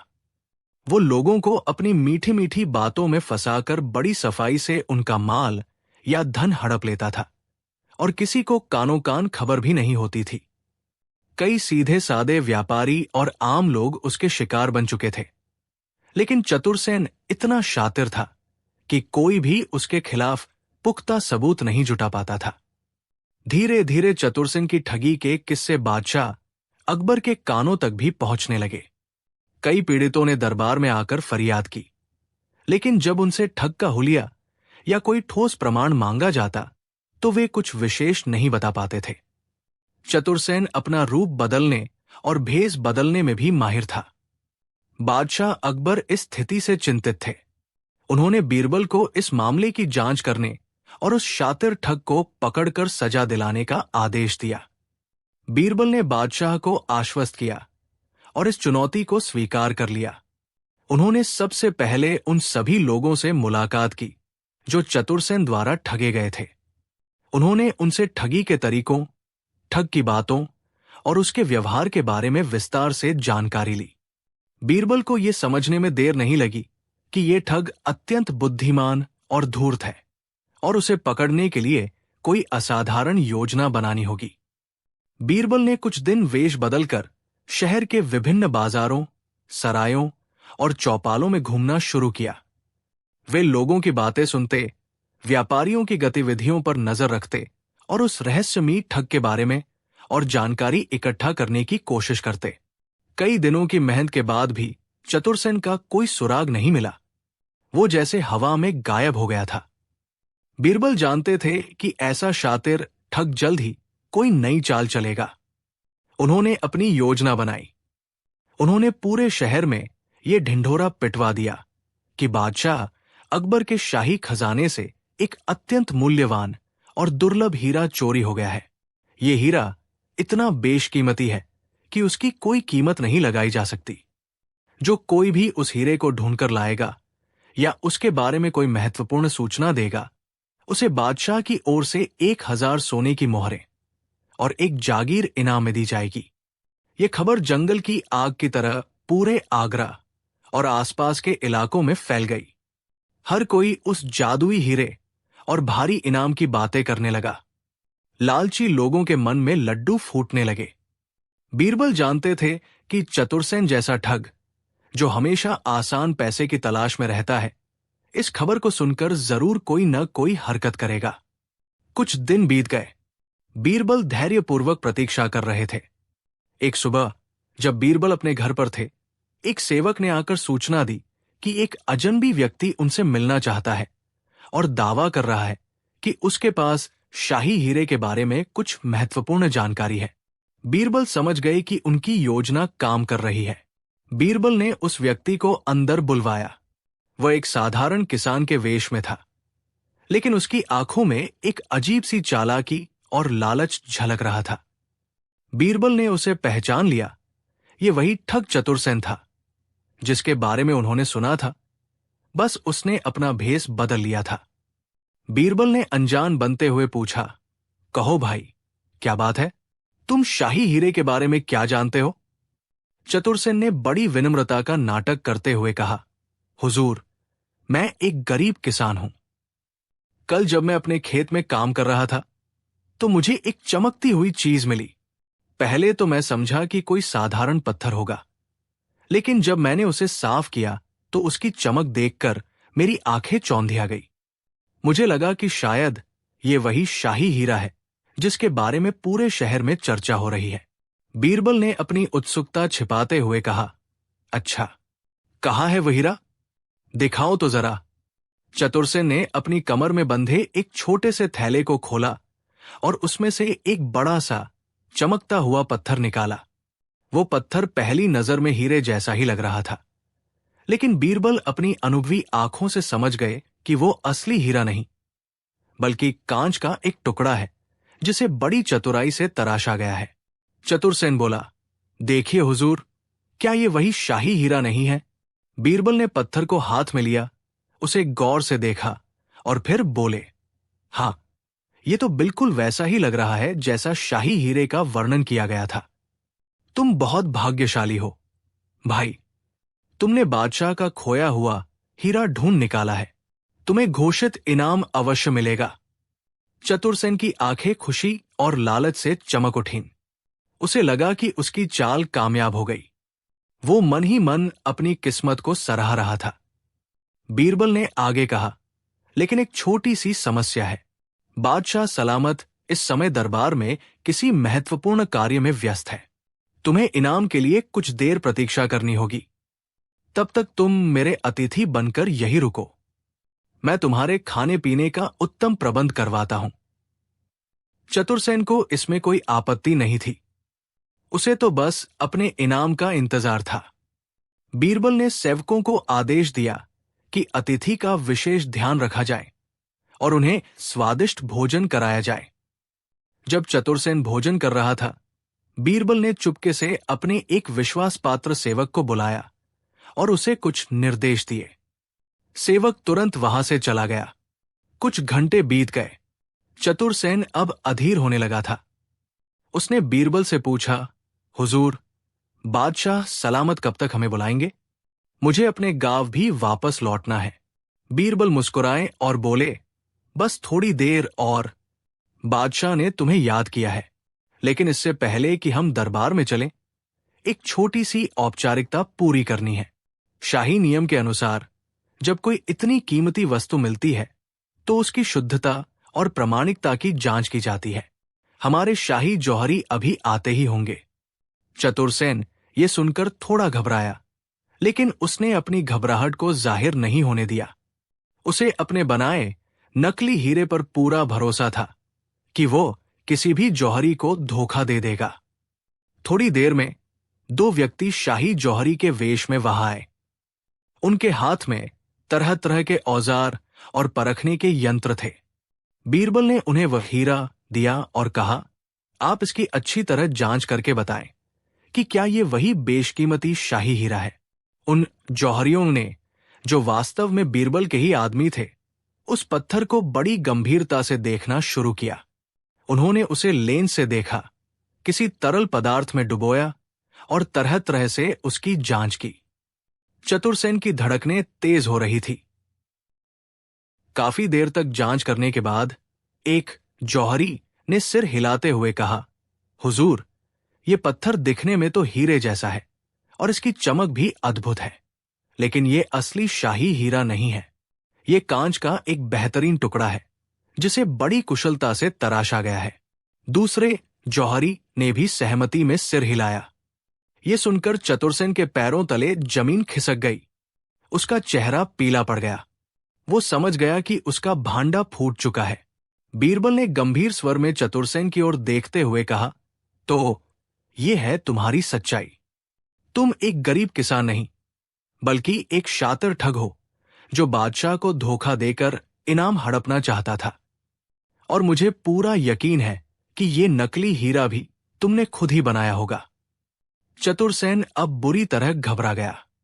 वो भागने की कोशिश करने लगा, लेकिन बीरबल के सिपाहियों ने उसे पहले ही घेर लिया था। बीरबल ने आगे कहा, चतुरसेन, तुम्हारी चालाकी यही खत्म होती है। तुमने न केवल बादशाह को धोखा देने की कोशिश की, बल्कि राज्य के कई निर्दोष लोगों को भी अपनी ठगी का शिकार बनाया है। अब तुम्हें अपने कर्मों का फल भुगतना होगा। चतुरसेन गिड़गिड़ाने लगा, मुझे माफ कर दीजिए हुजूर, मुझसे बहुत बड़ी गलती हो गई। मैं आगे से कभी ऐसा नहीं करूंगा। बीरबल ने कहा, माफी मांगने से तुम्हारे अपराध कम नहीं हो जाते। तुमने कानून तोड़ा है और लोगों का विश्वासघात किया है। तुम्हें उचित दंड अवश्य मिलेगा। उसी समय बीरबल का वो विश्वास पात्र सेवक, जिसे उन्होंने पहले भेजा था, कुछ और लोगों के साथ वहां पहुंचा। ये वे लोग थे जो चतुरसेन द्वारा ठगे गए थे। उन्होंने चतुरसेन को पहचान लिया और चिल्लाने लगे, हां हुजूर, यही है वो ठग जिसने हमें लूटा था। बीरबल ने उन सभी लोगों को शांत किया और कहा, आप सभी निश्चिंत रहें, इस ठग को इसके किए की सजा मिलेगी और यदि संभव हुआ तो आपके नुकसान की भरपाई भी की जाएगी। इसके बाद चतुरसेन को सिपाहियों द्वारा पकड़कर बादशाह अकबर के दरबार में पेश किया गया। बीरबल ने बादशाह को पूरी घटना विस्तार से बताई, कैसे उन्होंने शाही हीरा खोने की अफवाह फैलाई, कैसे चतुरसेन उस जाल में फंसा और कैसे उसकी ठगी का पर्दाफाश हुआ। बादशाह अकबर बीरबल की इस बुद्धिमत्तापूर्ण योजना से अत्यंत प्रसन्न हुए। उन्होंने बीरबल की सूझबूझ की भूरी भूरी प्रशंसा की। चतुरसेन दरबार में सिर झुकाए खड़ा था। उसके चेहरे पर शर्म और डर साफ झलक रहा था। बादशाह अकबर ने चतुरसेन को संबोधित करते हुए कहा, तुमने अपनी चतुराई का गलत इस्तेमाल किया। तुमने निर्दोष लोगों को ठगा और राज्य की शांति भंग करने की कोशिश की। तुम्हारे जैसे अपराधियों के लिए इस सल्तनत में कोई जगह नहीं है। बादशाह ने आदेश दिया कि चतुरसेन से वो सारा धन और माल वसूल किया जाए जो उसने ठगी से कमाया था और उसे पीड़ितों में बांट दिया जाए। इसके अतिरिक्त चतुरसेन को कठोर कारावास की सजा सुनाई गई ताकि वो भविष्य में किसी को ठगने का साहस न कर सके। चतुरसेन को उसके किए का फल मिल गया। आगरा के लोगों ने राहत की सांस ली। बीरबल की जय जयकार होने लगी। इस घटना ने एक बार फिर साबित कर दिया कि बीरबल की बुद्धि के आगे बड़े से बड़े अपराधी भी घुटने टेक देते थे। बीरबल ने न केवल एक शातिर ठग को पकड़ा, बल्कि ये भी दिखाया कि लालच व्यक्ति को अंधा बना देता है और अंततः उसे अपने ही जाल में फंसा देता है। उन्होंने चतुरसेन को उसी की भाषा में सबक सिखाया था। उसकी चतुराई उसी पर भारी पड़ी थी। ये किस्सा भी बीरबल की बुद्धिमानी और न्यायप्रियता के अनगिनत उदाहरणों में से एक बन गया, जो लोगों को पीढ़ियों तक प्रेरणा देता रहा। शाही दरबार में एक शांत सुबह थी। सूरज की किरणें लाल पत्थरों पर पड़ रही थी और चांदी से जड़ी दीवारें चमक रही थी। अकबर अपने राज सिंहासन पर विराजमान थे और बीरबल बगल में खड़े मुस्कुरा रहे थे। तभी महल के द्वार पर एक द्वारपाल हाफता हुआ आया और बोला, हुजूर, एक अजीब साधु बाहर खड़ा है। कहता है कि उसे आपसे मिलना है। वो दावा करता है कि आपके जीवन में भयंकर संकट आने वाला है। अकबर चौंक गए। शाही दरबार में रोज नए लोग आते थे, पर कोई इस तरह की भविष्यवाणी करके डराने आए, ये कुछ नया था। उसे भीतर बुलाया जाए। अकबर ने आदेश दिया। कुछ ही पलों में एक लंबा दुबला-पतला साधु दरबार में प्रविष्ट हुआ। उसकी आंखें बड़ी और चमकदार थी, कपड़े गेरुआ रंग के थे और हाथ में एक त्रिशूल था। उसकी चाल में अजीब आत्मविश्वास था, मानो उसे खुद पर ही नहीं, अकबर के भाग्य पर भी अधिकार हो। साधु ने सिंहासन के सामने झुककर अभिवादन किया और गहरे स्वर में कहा, बादशाह ए-आजम अकबर, तुमने स्वप्न में जो देखा वो केवल एक संकेत था। अगले 30 दिनों में तुम्हारे राज्य पर संकट आने वाला है। अगर तुम मेरी बात न मानो तो अशुभ निश्चित है। अकबर अवाक रह गए। किसी को ये कैसे पता कि उन्होंने रात में कोई डरावना सपना देखा था? ये बात तो उन्होंने किसी को नहीं बताई थी, नहीं रानी को, नहीं बीरबल को। तुम्हें कैसे मालूम कि मैंने स्वप्न देखा? अकबर ने चौंक कर पूछा। साधु ने धीमे से मुस्कुराकर कहा, यह मेरी तांत्रिक दृष्टि है। मैं योगी हूं, ब्रह्म ज्ञान जानता हूं। सारे दरबार में सन्नाटा छा गया। क्या उपाय है संकट से बचने का? अकबर ने पूछा। साधु ने अपनी गाढ़ी आवाज में कहा, मैं एक विशेष यज्ञ करूंगा, लेकिन इसके लिए पवित्र धातुओं और 1001 अशर्फियों की आवश्यकता होगी। और अगले 30 दिन तक मैं महल में ही ठहरूंगा, किसी से बात नहीं करूंगा। बस तुम मेरी पूजा करते रहना, तभी संकट टलेगा। अकबर थोड़ा डरे हुए थे। जिस आत्मविश्वास से वो साधु बात कर रहा था, उससे दरबार का माहौल भी भयभीत हो गया। लेकिन बीरबल की आंखों में चमक थी। उसे कुछ बदबू सी आ रही थी इस साधु की बातों में।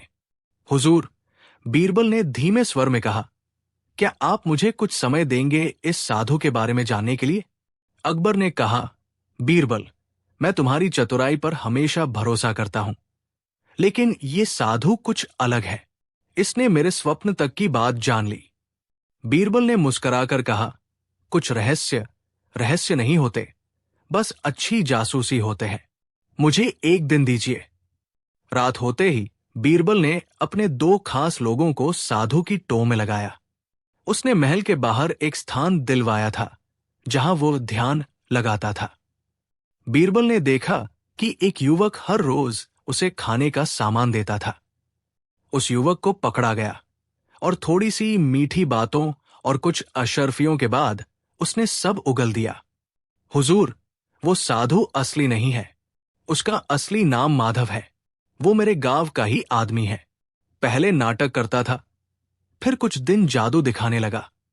जब शाही महल में आने की योजना बनाई तो उसने दरबार की खबरें एक सेवक से लेनी शुरू की। उसी सेवक से उसे पता चला कि बादशाह कुछ दिन से बेचैन है और उन्होंने एक सपना देखा था। बीरबल मुस्कुराए। अब सारा खेल साफ था। अगली सुबह बीरबल दरबार में आए, लेकिन इस बार साधु भी वही विराजमान था। आंखें मूंदे ध्यान कर रहा था। बीरबल ने धीरे से बादशाह से कहा, हुजूर, क्या मैं इस साधु की परीक्षा ले सकता हूं? अकबर बोले, ठीक है, लेकिन कुछ भी अनादर न हो। बीरबल ने साधु से पूछा, हे तपस्वी, क्या आप सच में भविष्य देख सकते हैं? साधु ने आंखें खोली और भारी स्वर में कहा, तुम्हारा भविष्य अंधकारमय है अगर तुम मुझसे प्रश्न करोगे। मैं आग में तपा साधक हूं। बीरबल ने मुस्कुराकर पूछा, तो बताइए, आज शाम को मैं क्या करूंगा? साधु हंसा, तुम शाही रसोई में जलेबी खाओगे। पूरा दरबार हंस पड़ा। अकबर भी मुस्कुराए। बीरबल बोले, अब एक और प्रश्न। मैं अपने घर में एक विशेष पूजा रखूंगा जिसमें सच्चे संत ही आमंत्रित होंगे। क्या आप मेरे घर आकर उस पूजा में भाग लेंगे? साधु बोला, बिल्कुल, मैं आऊंगा। बीरबल ने उस रात एक खास योजना बनाई। साधु को आमंत्रित किया, लेकिन जैसे ही वो घर आया, वहां पहले से ही 2 नकली साधु मौजूद थे जिन्हें बीरबल ने कलाकारों के रूप में बुलाया था। उनमें से एक ने साधु को देखकर कहा, अरे माधव, तू यहां? तुझे तो नाटक मेला छोड़कर भागा हुआ बताया गया था। साधु घबरा गया। उसकी आंखें फैल गई। दूसरा कलाकार बोला, यही वो है जिसने हमारे पैसे चुराए थे और खुद को बाबा बनाकर भाग गया था। अब साधु की हालत खराब हो गई। बीरबल ने धीरे से कहा, सच बोलेगा या सारा सच दरबार में बोले? साधु घुटनों पर गिर पड़ा। माफ कर दो बीरबल, मैं सिर्फ डराकर धन लेना चाहता था। मैंने एक महल के सेवक से अकबर के स्वप्न की बात सुनी थी। अगले दिन बीरबल ने पूरे दरबार के सामने साधु को पेश किया। हुजूर, ये वही साधु है जिसने आपको डराकर धन और सम्मान लेना चाहा, लेकिन ये कोई तपस्वी नहीं, एक चालाक अभिनेता है। साधु ने सबके सामने माफी मांगी। अकबर ने कहा, बीरबल, तुम्हारी चतुराई एक बार फिर मेरी रक्षा बन गई। फिर राजा ने जनता को संबोधित करते हुए कहा, भक्ति और विश्वास की आड़ में जो छल करे वो संत नहीं, ठग होता है। सच के नाम पर डर फैलाना सबसे बड़ा पाप है। अंधविश्वास का इलाज केवल बुद्धि है और डर का सबसे बड़ा शत्रु है ज्ञान। बीरबल की ये चतुराई हमें यही सिखाती है कि जब हम डरते हैं तब हम सबसे ज्यादा कमजोर होते हैं, लेकिन अगर हम तथ्यों की रोशनी में हर बात को देखें तो कोई भी झूठा साधु हमें मूर्ख नहीं बना सकता। कैमरा बीरबल की शांत मुस्कान पर जूम करता है। डर हमेशा वही काम करता है जहां बुद्धि कमजोर हो। बीरबल ने अकबर को डर से नहीं, बुद्धि से बचाया। अगर आपको यह कहानी पसंद आई हो तो लाइक करें, शेयर करें, चैनल सब्सक्राइब जरूर करें और कमेंट में बताइए अगर आपके पास कोई जादूगर आ जाए तो आप क्या करेंगे? अगली कहानी में मिलते हैं, जब बीरबल ने चोर को सोने की छड़ी से पकड़ा।